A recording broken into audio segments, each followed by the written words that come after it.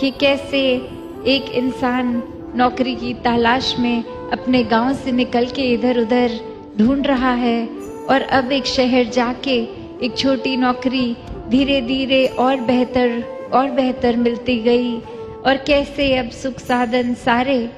और अब वो मालिक उसका देखता कि ये रोज जाता है जैसे ही काम से, अपने कमरे में जाकर एक संदूक खोल के देखता है,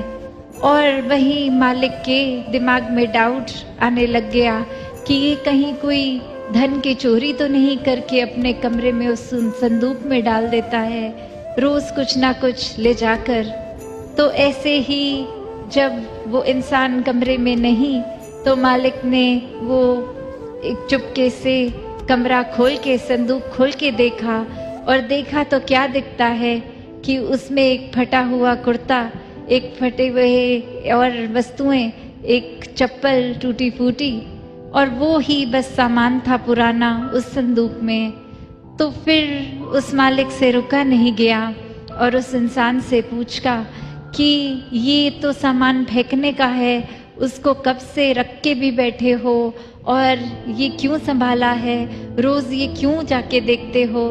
तो बात वही, वो इंसान कहता है कि मैं कहाँ से शुरुआत मेरी थी, क्या हाल था, क्या औकात थी, वो खुद को याद दिलाता हूँ कि आज अगर इतनी सुख सुविधाएं हैं तो भी एक समय पे क्या था। तो वही शुक्राने का भाव कि चाहे ये जो भी जीवन में एक हम जिसको अपग्रेड कह सकते हैं वो है, तो भी एक अपनी हकीकत याद रखते हुए, एक जितना ज़्यादा इस ज़मीन से जैसे घास जुड़ी रहती है, वो फिर कुछ भी तूफान आए वो नहीं हिलती, उसका नुकसान नहीं होता। वहीं अकड़े हुए लंबे ऊंचे पेड़ थोड़ी हवा से अपनी टहनियाँ और खुद को खो देते हैं। तो कैसे एक जितना ज़्यादा विनम्र रहेंगे, जितना ज़्यादा अपने अहंकार को खोएंगे, उतना ज़्यादा ही ये परमात्मा को मन में बसा पाएंगे, और फिर ये कोई चतुर चालाकियाँ भक्ति में तो काम नहीं आती। सिर्फ और सिर्फ प्रेम प्यार ही है। ये भक्ति कोई सौदेबाजी नहीं है,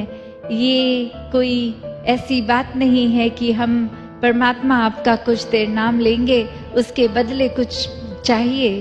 तो ये कोई ना सौदा है, ना इसमें कोई शर्तें हैं।